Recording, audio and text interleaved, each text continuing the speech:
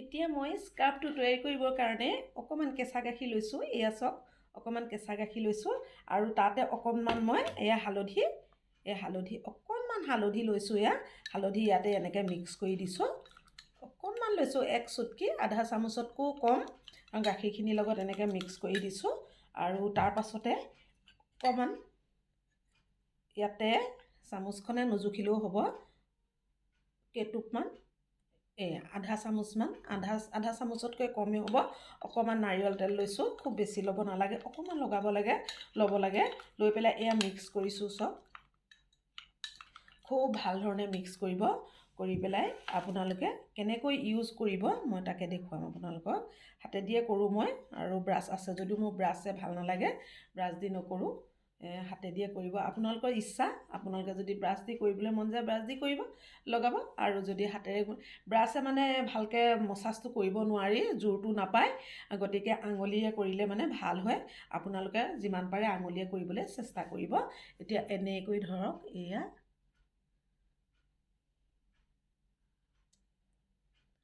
প্ৰথমে এনেকৈ কৰি পেলাই অকণমান এনেকৈ লিপি ল'ব, গোটেইখনতে অকণমান লগাই ল'ব।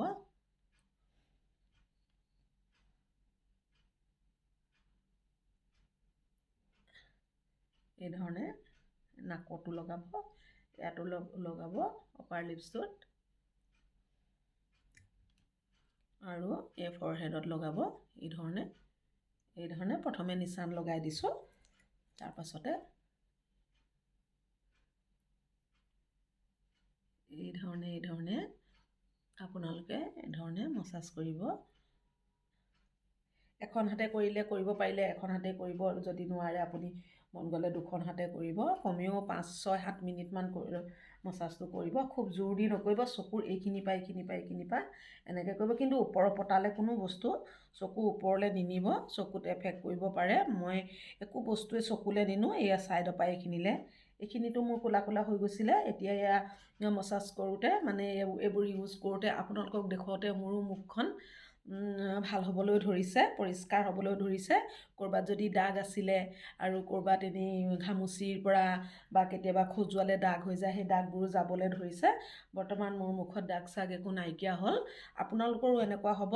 যদি আপোনালোকে মোৰ ৰেমেডিটো ইউজ কৰে, তেতিয়াহ'লে নিশ্চয় আপোনালোকৰো মোৰ নিচিনা হ'ব বুলি মই আশা কৰিলোঁ। গতিকে আপোনালোকে এই ধৰণে গোলকৈ লাহে অকণমান দেৰি 6-7 মিনিটমান কৰিব, যিমান পাৰে কৰিব। খুব বেছিও নহয়, 10 মিনিটৰ ওপৰ নকৰিব। এনেকৈ এয়া এই ধৰণে গোলকৈ কৰি যাব।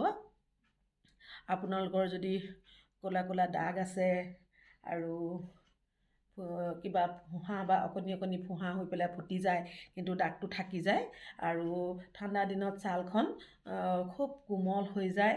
কিছুমানৰ এনেকৈ মানে ধৰক বেছি এইজ হ'লে ছালখন মানে অকণমান কোমল হৈ পেলাই ওলমি যায়, এইজটো বেছি দেখি, বহুত বয়সৰ নিচিনা দেখি। গতিকে আপোনালোকে এই ধৰণে হালধি আৰু মই যিকেইটা ৰেমেডি তৈয়াৰ কৰিছোঁ, আৰু এইকেইটা এই ধৰণে আপোনালোকে অলপমান দেৰি এই ধৰণে মচাজ কৰিব।